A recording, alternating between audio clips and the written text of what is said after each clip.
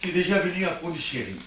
Pondichéry, j'ai fait un petit saut à Madras aussi, mais pas suffisamment long. On aimerait savoir, est-ce que par exemple, la musique indienne a influencé tes compositions musicales? La musique indienne est déjà à l'origine de la musique arménienne et de la musique iranienne, dont la musique farsi. Je ne me suis jamais senti étranger à la musique indienne, au contraire, j'ai jamais pensé que c'était une musique d'ailleurs. Pour moi, c'est une musique normale. Comment ressentez-vous ce lien entre la musique et la danse? Ah oui, mais il a un monde particulier, il a un monde qui est à lui. Et quand j'ai été le voir la dernière fois, j'ai découvert en lui quelque chose que nous n'avons pas du tout en Europe. C'est-à-dire que la poésie fait partie de son travail, même de sa danse, même de sa musique. Nous, tout cela est absolument compartimenté. On a les poètes, les musiciens, les danseurs. Lui, les trois sont ensemble et c'est ça qui est très agréable. Et curieusement, ça n'est pas difficile à comprendre pour un Européen. Car il y a des gens que l'on comprend moins. Il y a des pays que l'on comprend moins, que l'on aime ou que l'on n'aime pas. Mais là, on comprend tout de suite ce mélange des trois genres, qui est la poésie, la danse et la musique. On rentre directement dedans. J'étais venu avec un ami kabyle. Et il était un peu réticent au départ. Et puis au bout de 5 minutes, il est rentré dans ce monde qui est le tien. Et depuis, il m'en parle, toujours. C'est un monde à part. La seule chose qui est pour moi proche, sont les instruments. Parce que la sitar, parce que lui, c'est pas la sitar. Non mais, je dirais la sitar, je dis la sitar parce que nous avons le tar, hein, qui est un instrument à 13 cordes. Mon père en jouait. La sitar et le tar ont à peu près le même son. La vina, c'est différent encore. Mais c'est un beau pays. Mon rêve, c'est d'y aller. La dernière fois que j'ai voulu y aller, tout était plein. Je crois que tous les Français vont en Inde pendant les vacances. C'est plein de Français qui y vont. Et c'est une bonne chose. C'est une bonne chose. C'est bien de connaître cette civilisation. Car c'est une civilisation à part. Et puis c'est la civilisation de mes racines quand même. Est-ce qu'un jour, tu n'aurais pas envie de faire une création avec l'Inde et tes chansons? Mais pour pouvoir faire une création avec l'Inde et les chansons, il faudrait que j'aille vivre librement et non pas pendant un film, 3 semaines en Inde, pour pouvoir découvrir des couleurs de musique, des couleurs de poésie, des traductions qu'on me donnerait et une manière de vivre que j'apprendrais. On ne peut pas tout d'un coup faire une chose qui semblerait être un calque et on colle contre la chanson. Ça serait pas joli. Il faut vraiment rentrer dedans. Est-ce que par exemple, la musique indienne te parle? Oui.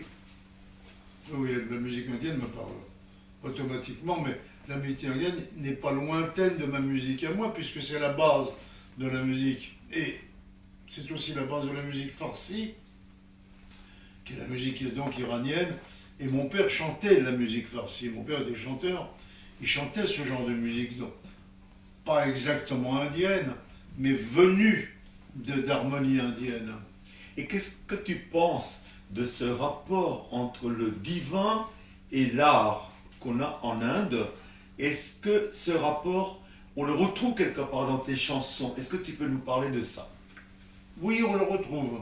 On le retrouve par hasard. Reprends la phrase. On retrouve par hasard le divin et la chanson. Je dis bien par hasard parce que ça me vient presque naturellement. Ça n'est pas véritablement pensé, c'est plus senti que pensé. Mais j'ai un rapport avec Dieu moi qui ne suis pas très pratiquant, même pas du tout, j'ai un rapport avec Dieu dans mes chansons qui n'est pas une chose commerciale parce que Dieu est peut-être commercial pour certains mais pas pour moi. Ce n'est pas le but d'être Dieu. Oui. On dit Dieu soit loué, on dit pas Dieu soit acheté. Alors, mais c'est vrai, j'ai écrit une chanson qui s'appelle Dieu, j'ai écrit un Ave Maria, dans beaucoup de chansons je parle de Dieu. C'est une référence importante. Et ça, c'est ce qui m'a plu aussi en Inde, c'est tous ces dieux que vous avez. Je me demande pourquoi un seul Dieu nous avons, quand vous en avez plein, vous avez des dieux gentils, des dieux méchants, des dieux ceci, des dieux cela, c'est très très agréable. Moi je m'y perdrais, mais vous y perdrez pas. Nous sommes tous les enfants des dieux, donc il y a autant de dieux. Oui, et quel que soit le nom de Dieu, qui peut s'appeler Allah, Jéhovah, Dieu, finalement, il a beaucoup de succursales dans son commerce Dieu. Bon, pour finir, tu connais ma danse, tu m'as mis en spectacle, tu m'as mis privé. En privé, je suis venu danser pour toi, jouer la musique. À la maison, oui. À la maison. J'ai toujours le film. Ah, il faut que tu me fasses une Mais copie. je t'ai filmé ce jour-là. Oui, mais tu m'as pas donné de copie. Moi, je ne donne jamais ni les photos, ni les copies. C'est pour moi, c'est ma vie. Bien à moi. sûr, ça c'est extraordinaire. Et est-ce que tu peux dire quelque chose sur moi en tant qu'artiste, sur mon art par exemple? Ce que tu as ressenti en tant qu'artiste oriental ou Raghunath Mani, qu'est-ce que tu en penses? C'est un art qui n'a pas de sexe. Et c'est une chose importante, c'est merveilleux. C'est-à-dire que c'est autant féminin que c'est masculin. Il y a, je crois que le côté masculin, c'est tout ce qui est rythmique, et le côté gestuel est très féminin, et ça c'est très joli. C'est un art qui est fait de, comment dirais-je, de légèreté. Il y a beaucoup de légèreté dedans, et on a l'impression, je dis bien l'impression parce que je ne connais pas la base, on a l'impression que c'est une danse qui est souvent improvisée. Et il y a un rapport entre le musicien, car c'était un musicien, et le danseur, qui est rare.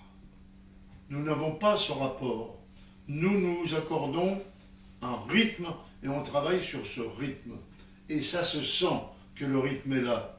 Mais dans votre danse, on n'a pas l'impression qu'il y a eu un réglage entre l'un et l'autre. On a l'impression qu'il y a une improvisation qui se passe merveilleusement bien. Et toi, tu fais en plus tu joues d'abord, et puis tu danses ensuite.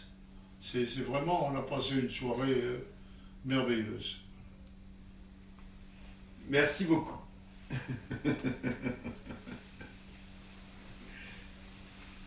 C'est gentil Charles, on va pas prendre plus de temps.